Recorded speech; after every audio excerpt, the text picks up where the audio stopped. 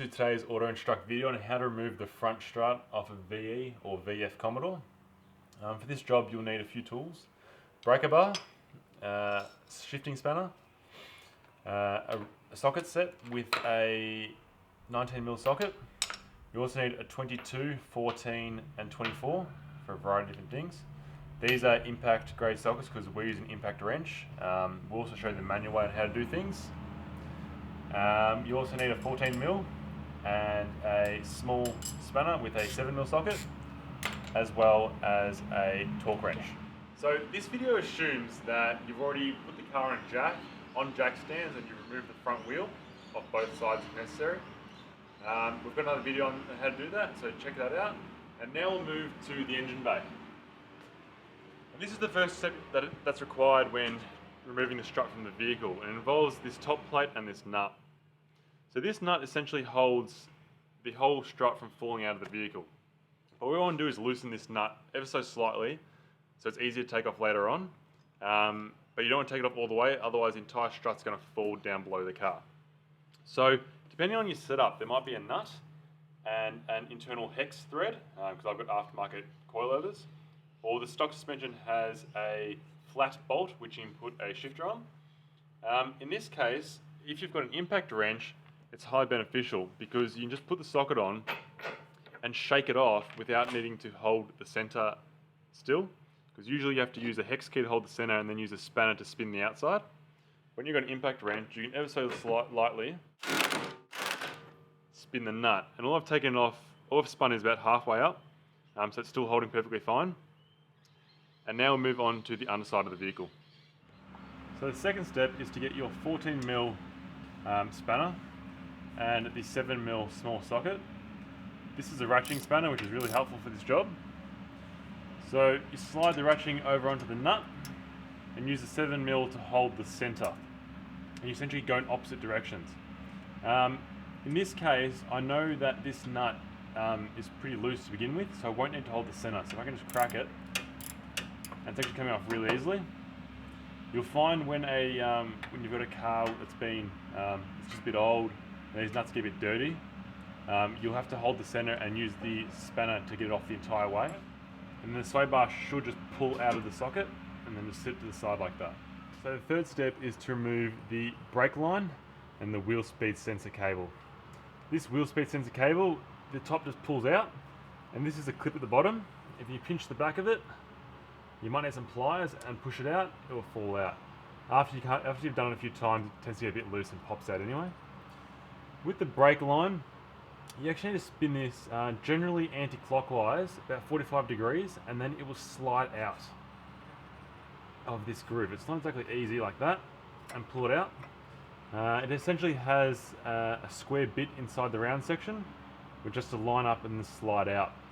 If you're finding it's a bit stiff, spray some WD-40 and use pliers to grab onto these plastic parts, then spin it and pull it out. And then put these to the side and we're ready for the next step. So the fourth step is to remove these two big bolts from the strut tower. To do this we need a 22mm socket on this side and a 19mm socket on the other side to hold it. It's easy to do this with a breaker bar as these are held really tight. But in our case, again, I've got an impact wrench to make the job a lot easier. I strongly recommend one for doing this task. So it goes onto the back, make sure it's nice and firm, and it's ratcheted off like that. So there's the first one off, there's a nut, there's a washer, and then the bolt will just sit there because it's under a bit of pressure. And also do the bottom one, which you can't see on camera right now. So I've got that one off as well, so the nut just fell. Remove the washer. And to get the bolts out, you might just jiggle the wheel hub a bit and they'll pull out like so. Make sure you note which side the bolt goes in from. In this case, it's coming in from the rear of the vehicle. If it's a bit stuck, you might just need to give it a tap with a hammer or a tool of some sort.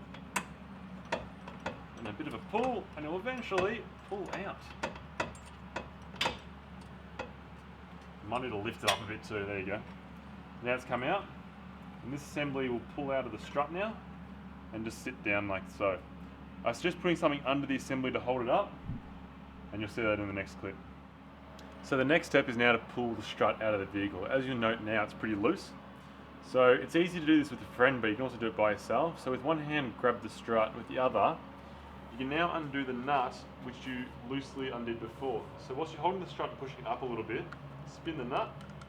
And it should come off pretty easily because you loosened it before. And once the nut's off, grab that and then pull this top plate off as well. You give it a bit of a jiggle and a bit of a spin sometimes, but it'll come off like so. And then the entire strut will just fall out of the vehicle. So make sure you hold it tightly, it's pretty heavy, and out it comes. So the next step is put the strut back in the vehicle. To do this by yourself, you're going to want to hold the strut with one hand and thread it through into the engine bay, and then use your other hand to do up the nut. So I'll do that now. So we're guiding it in and popping it up in top, so you have to spin it a little bit and you'll see it stick out. Then with the other hand, put the plate on and put the nut on a bit, like so. Then you can let go and that will be holding in the spot now. So the next step is to get the hub assembly back attached to the strut. To do that, I recommend holding on by one of the wheel studs at the top and lifting it in so it goes into the slot. Then with the other hand, using a bolt and sliding it into place. You might have to jiggle it around a bit to do so you can find the hole. And away it goes. Once you've got one in, you can let go and it'll hold the weight. Then get the bottom one, same deal. You might have to push towards the car a little bit. Push and pull. If you look through the hole, you'll be able to see where it's going to line up to. Keep pushing, pulling and jiggling, and it'll both pop out. There's 1 and 2. So we get both washers, put them on, and both nuts. Now Holden does recommend that these bolts and nuts are changed every time you undo them because they're stretch bolts. So when you do them up, they're designed to stretch and deform and then stay in that position. So you should refresh them every time you undo them.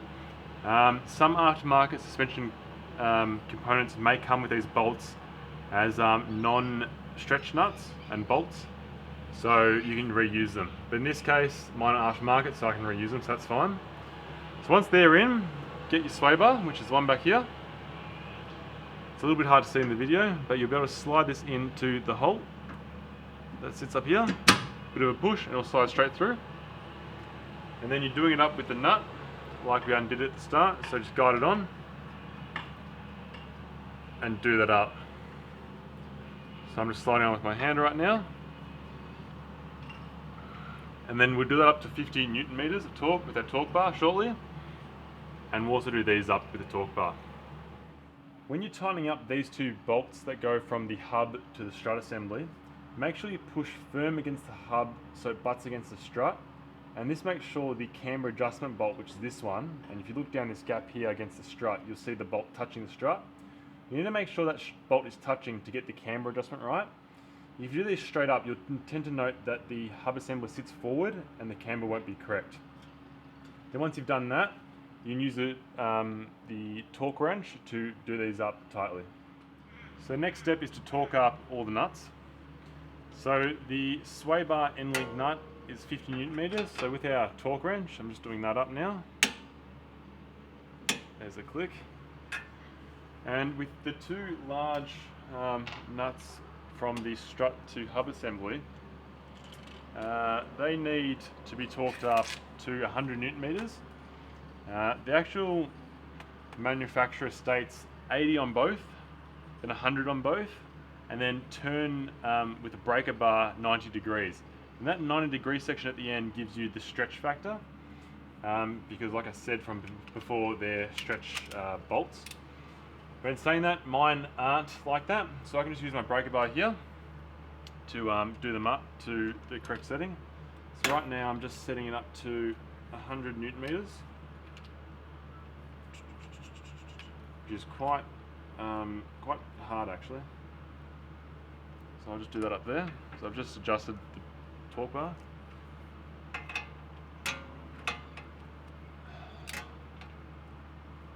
And I'll need to actually hold the back side of this, so to do it with the breaker bar correctly. So one side's on here, and I'll use my other shifter to hold this side, which is a 19mm. I'm simply torquing these up, tightening them up evenly. There's not a lot of room down here either. when doing this.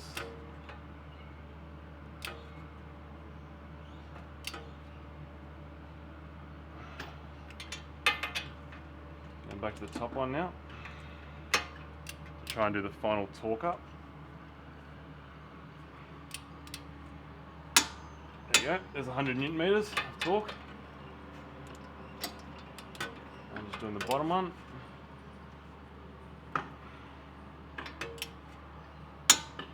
There you go, 100 Newton meters as well. So that's all tight now. So the last step is to put the lines back in. So the first one being the wheel speed sensor line. So the bottom clip goes in just down there, and the rubber goes in top to hold it. And then lastly is a brake line. Again, if you look down the brake line, you'll be able to see which way it lines up. It's a bit hard to tell in the video, but you'll have to sit in something like that. And sorry for blocking your view, but you have to spin it, and then you'll note it'll slide in, and then it should spin back a little bit. If it doesn't, just give it a bit of a nudge so it spins back into the original spot. So the final step is to do up this nut that we addressed before. So first of all, I'll show you. I'll take the nut off and take the plate off. It's quite safe to do. This is the strut that's now lifted up into the engine bay, and it's quite firmly in there, and it should be perfectly centered. So putting this plate on, it does only go one way. It's the flatter side. There's actually marking on the rubber here that says top. So make sure it's firmly down, and using your nut, yours might look a bit different to this one anyway. Mine's aftermarket, but either way, it's the same concept. So do that up with a hand, and then we'll top it up with a torque wrench. Again, from when we took it apart, sometimes you might have to hold the center and use a spanner on the outside, but in this case I can just nip it up with the torque wrench, like so, and that should be firmly in place. Doesn't need to be that tight. I'm pretty sure the book states 55 Newton meters, which is about that now, and that should be firmly in place, and job completed. Thanks for watching today's auto instructor video on how to remove and reinstall the strut on your VE or VF Commodore. Please check out our other guides at autoinstruct.com.au. Thanks for watching.